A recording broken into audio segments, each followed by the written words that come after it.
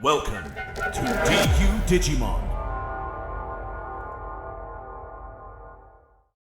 Hello and welcome to Digimon and welcome to Jank Tank 7, I hope. I say I hope because I don't actually know if Jank Tank 7 is going ahead on this date, so you may never see this video. If you do see this video, I'm alive and well and Jank Tank 7 happened. If you don't see this video, then you didn't see this video. Anyways, like and subscribe and ding that notification bell, and if you would please, trying to get to 500 subscribers by the end of the year, really would appreciate it. So, Jank Tank 7, smaller turnout from last time, because we had to move this date around, and obviously we didn't want to conflict too much with the release of Special Booster 2.0. If we did go ahead with this Jank Tank 7, it will be on the 30th of October, so right before Special Booster 2.0, and we thought we'd get another Jank Tank in just before we go ahead and go with the Special Booster 2.0 stuff. We could very well do a Jank Tank during Special Booster 2.0, but we've got plans for our last Jank Tank of the year, and we don't want to kind of ruin those plans. If this video does come out, and this series does come out, I will be explaining that in the final video of this series. But anyways, let's get into the decks that we might be seeing. So, obviously, if the video's out, you will be seeing these. If for me, in present time, you might be. Anyways, Red Purple Imperialdramon is back once again with Alex's build. A couple of little changes to last time with the ratios. So he's brought in the BT18 VMon again, the blue-red one to give that DP kind of bonus, as well as the memory when you would digivolve into a free Digimon. He's got one less of the tie tamer, I believe, from last time, and is still keeping a lot of the tricks from last time, such as the Balmon going into the EX6 phrasing EX6 but Beelzemon. So it's also got the Valkyriemon. I think he's now increased that to 2 potentially, and he was potentially looking to increase that more, but he decided against it, because I mean Valkyriemon is a problem card in the Jank format, not gonna lie. Might be something we have to look at banning in the future, because not a lot of Jank Tanks can survive being board wiped. Even if it is only a 5k board wipe, that can still be enough sometimes. But Red Purple Imperialdramon got really close last time. It came second overall in the last tournament. It only got defeated by Skull Hybrid, and let's be honest, Skull Hybrid, as much as I loved that deck, half of it was a meta deck, so it was really, really strong, and possibly too strong for Jank Tank. Of course, at the time of filming, I don't even know how you guys have reacted to Jank Tank 6 yet, because that's still releasing as of when I'm recording right now.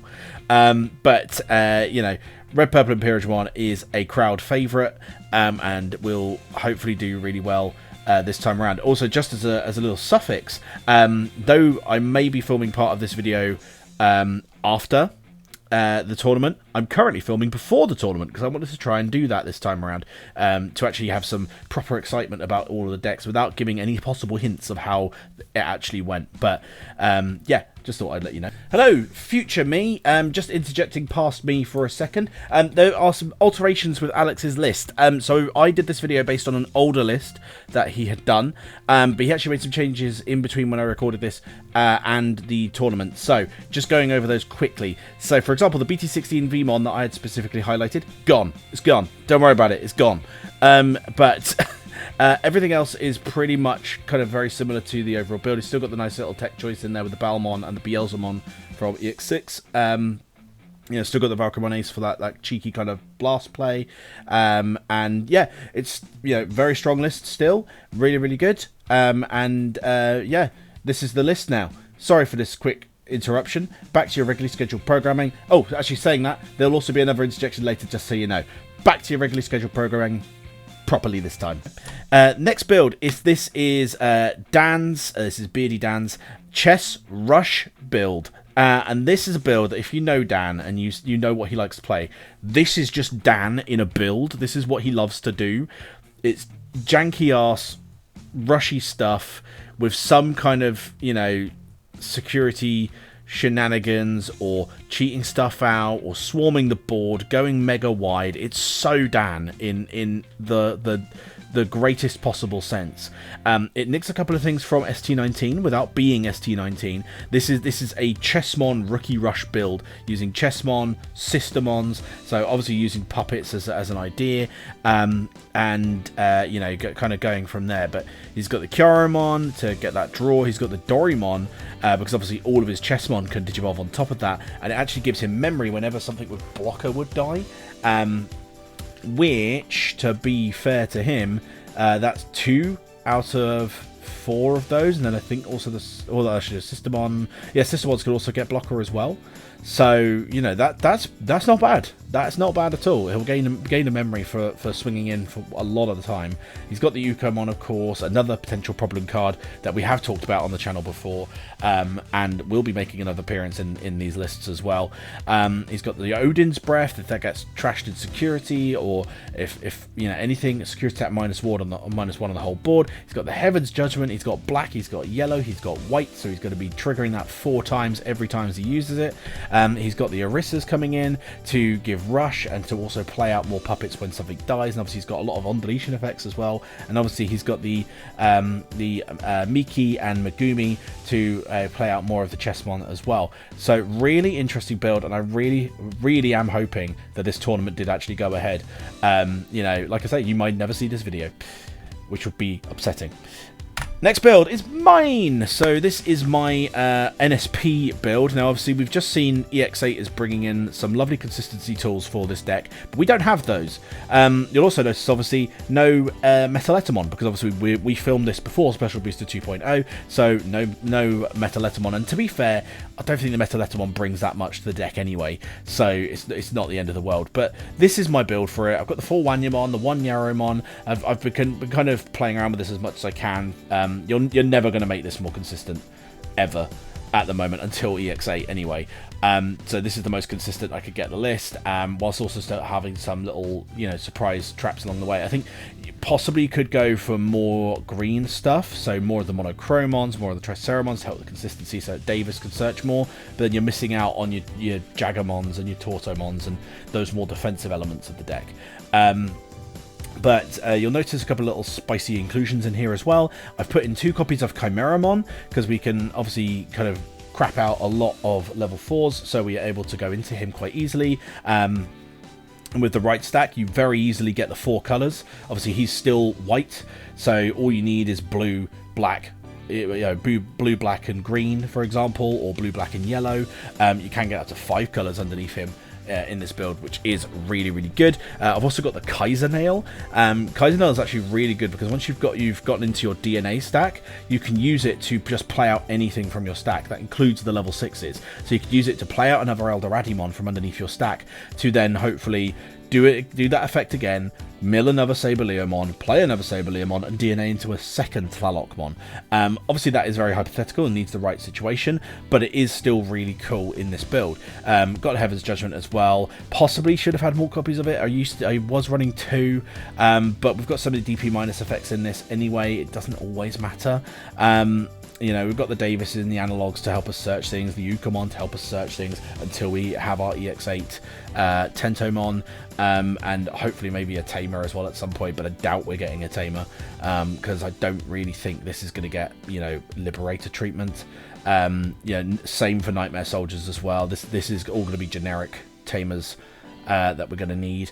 But I really like NSP. NSP is really fun, and it's one of those decks where it either goes horribly wrong or absolutely brilliant. There is no middle ground.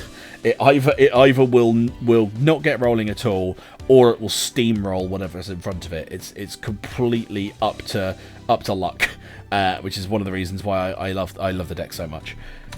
Next build is Editor Dan, and this is one of the reasons why I'm really hoping this tournament went ahead, because Dan is a massive fan of whenever he does the Jank Tank. He always brings Dragon Links every time he has played in the tournament. And Dragon Links has only gotten better and better. And this is the first Jank Tank he's been able to make in a while, so I'm really hoping we still go ahead. And obviously, if you're seeing this video, we did. But D-Links has had a lot of improvements over, since EX3. Obviously, it got some of the stuff from EX7. So you've got the new Volcanicdramon, which is just a floodgate from hell. It stops things with 6,000 DP or less coming out of the breeding area for a turn. It deletes stuff. It's super aggressive. You'll also notice he's got a couple of Legend Arms techs in here. So he's got the Durandamon, he's got the Ragnarlordmon to be able to DNA into that, because although he won't be able to blast DNA, because that requires names, he can still do the normal DNA Digivolution, which is pretty cool. He's got the Dark Gaia Force to help him with clearing things. Obviously, got a lot of red, a lot of black. It's just D-Links is always really fun to watch, and has been getting better. I mean, to be fair to D-Links, it's still in the Jank and Rogue tier of our tier list. But which obviously, just bearing in mind, obviously we have done a poll for the BT18 format, but obviously because we filmed this before BT18, we not necessarily adhered to that new tier list. Just so you know. But it's just a really fun list, and hopefully Dan does really well with it. It's absolutely cracking, brilliant list. Next is Charles. Charles is bringing Digipolice, which Digipolice is in a bit of a weird one. So on the BT17 to EX7 tier list, this one was kind of on the cusp of Rogue and Tier 2. So Brigadramon was actually in Tier 2, but Oryumon was in Rogue tier. So technically speaking, they're the same deck. If you really want to get technical, but because Charles has gone the more of the Oryu side of things, we've allowed it. It's absolutely fine.